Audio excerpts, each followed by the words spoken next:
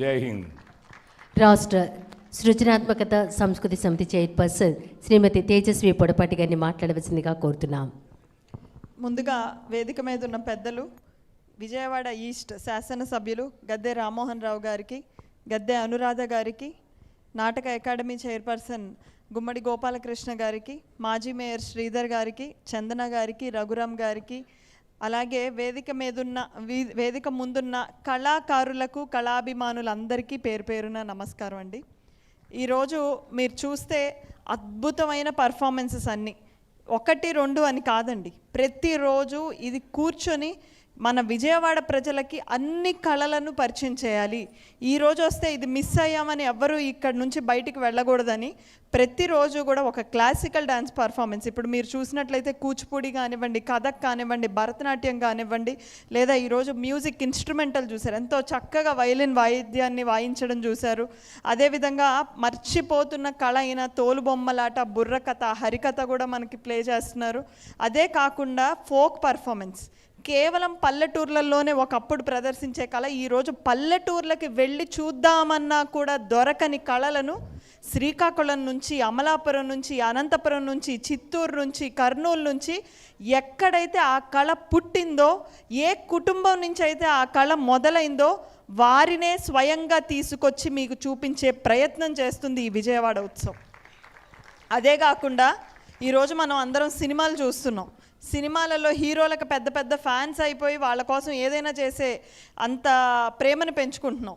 కానీ ఒక్కసారి మీరు నాటకాన్ని కనుక చూస్తే సినిమా మీకు ఎందుకు గుర్తురాదు.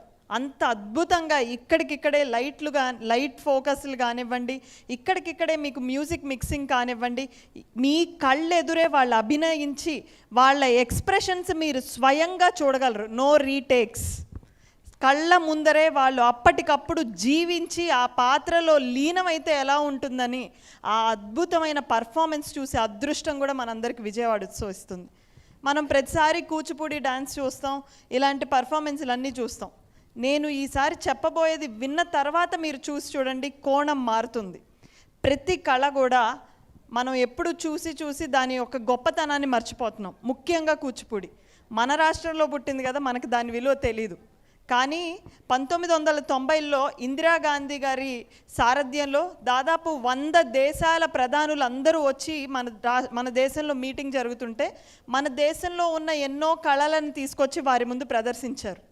కానీ బ్రెజిల్ దేశ ప్రధాని నుంచోని చప్పట్లు కొట్టి స్టాండింగ్ ఓవేషన్ ఇచ్చిన పర్ఫార్మెన్స్ ఏదన్నా ఉందంటే అది మన రాష్ట్రంలో పుట్టిన కూచిపూడి. అంతేకాకుండా ఇందిరాగాంధీ గారిని ఒక రిక్వెస్ట్ చేశారు, I want this performance in my country. ఈ కూచిపూడిని నా దేశంలో ప్రదర్శించి నా దేశ ప్రజలకు భారతదేశం గొప్ప ఏంటో చూపించాలనుకుంటున్నాను అని కూచిపూడి పర్ఫార్మెన్స్ని వారి దేశంలో ప్రదర్శించారు. అంత గొప్ప నాట్యం మనందరి ముందుంది. మీరు ఒక కూచిపూడి డాన్సర్ని చూస్తే కేవలం నాట్యమే కాదు, వాళ్ళ కళ్ళల్లో ఉన్న అభినయం, వాళ్ళు పలికించే ఎక్స్ప్రెషన్స్, వారి భంగిమలు ప్రతి ఒక్కటి గమనించండి. ఇంక నుంచి ఏ కూచిపూడి పర్ఫార్మెన్స్ జరుగుతున్నా మీరు వెళ్లకుండా ఉండరు. ఈరోజు మన కళ్ళ ముందలే వీరనాట్యం అనే ఒక అద్భుతమైన ఫోక్ ఆర్ట్ మన కళ్ళ ముందు ప్రదర్శించబడింది. ఆ వీరనాట్యం ఏంటో తెలుసా? అసలు ఎందుకు పుట్టిందో తెలుసా? మన ఈస్ట్ గోదావరి జిల్లా అమలాపురం ప్రాంతంలో శివుడిని ప్రార్థించడానికి అదొక నివేదనం. మనం కొంతమంది మోకరిల్లి నమస్కరిస్తాము, కొంతమంది హారతి ఇచ్చి నమస్కరిస్తాము, లేదా కొంతమంది దండం పెట్టుకుంటాం, కొంతమంది మనసులో తలుచుకుంటాం.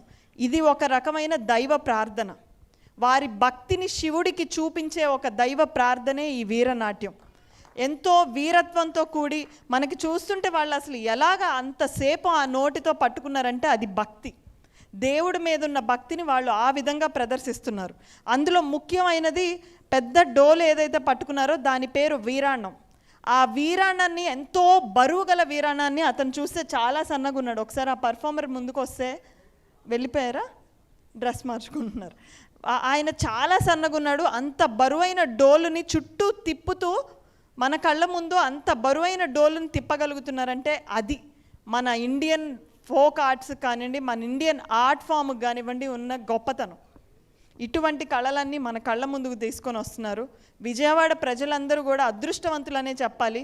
విజయవాడ ఉత్సవ్ ద్వారా కేసినేని నాని గారు కానివ్వండి, కేసినేని చిన్ని గారు కానివ్వండి, వైబ్రెంట్ సొసైటీ ఫర్ విజయవాడలో ఉన్న పట్టాభి గారు, మురళి గారు, వీరందరూ కూర్చొని ఖచ్చితంగా ఇటువంటి పర్ఫార్మెన్స్ ఉండాలి, అన్ని రకాల కళలను మన ప్రజలకు పరిచయం చేయాలి అని ఇక్కడున్న ఎమ్మెల్యేలు గద్దె రామ్మోహన్ రావు గారు, బోండా ఉమామహేశ్వరరావు గారు, సుజనా చౌదరి గారు, వీరందరూ కూడా మన విజయవాడ ప్రజలకి ది బెస్ట్ పర్ఫార్మెన్సెస్ చూపించాలి. తెలుగు ప్రజలందరూ 2 రాష్ట్రాల నుంచి దసరా అంటే విజయవాడకి రావాలి అన్న సంకల్పంతో చేస్తున్న ఉత్సవాన్ని ఘన విజయం చేస్తున్న మీ అందరికీ నమస్కారం. అదేవిధంగా ముఖ్యంగా సాంస్కృతిక శాఖకు సంబంధించి మా టీం సుమన్ గారు కానివ్వండి, గోవింద్ గారు కానివ్వండి, అన్నపూర్ణ గారు, ఇప్పటి వరకు మీరు విన్న గొంతు. అదేవిధంగా సాంస్కృతిక శాఖకు సంబంధించిన ప్రతి ఒక్కరూ ఎవరెవరైతే తెర వెనక ఉండి ఈ కష్టాన్నంతా మీ ముందు పెడుతున్నారో వారికి కూడా ఒక్కసారి గట్టిగా చప్పట్లు కొడదాం. ఇక నుండి నేను మీ అందరినీ రిక్వెస్ట్ చేసేది ఒక్కటే అండి, కళాకారులకి ఎన్నో అవకాశాలు లేకపోయినా కూడా ఇక్కడున్న వాళ్ళందరికీ తెలుసు, గత 5 ఏళ్ళుగా వాళ్ళందరికీ ఒక వేదిక కూడా దొరకలేదు ప్రదర్శించడానికి. మాకు డబ్బులు కూడా వద్దండి, ఒక వేదికనివ్వండి అన్నా కూడా వేదిక కూడా దొరకల. కానీ ఈరోజు రాష్ట్రం మొత్తం చూసే వేదికని విజయవాడ ఉత్సవిస్తుంది. వాళ్ళు కోరుకునేది డబ్బో ఇంకోటో కాదండి, కేవలం చప్పట్లు. మనం అందరం కూడా ప్రతి పర్ఫార్మెన్స్ తర్వాత ఖచ్చితంగా మీకు నచ్చే పర్ఫార్మెన్స్లే. ఈరోజు మనం లేఖ్యాభరణి గారి కథక్ చూసాం. అసలు ఒక ప్లేట్ని మనం ఇలా పట్టుకొని కాస్త దూరం నడవాలంటేనే 100 సార్లు వణుకుతాం.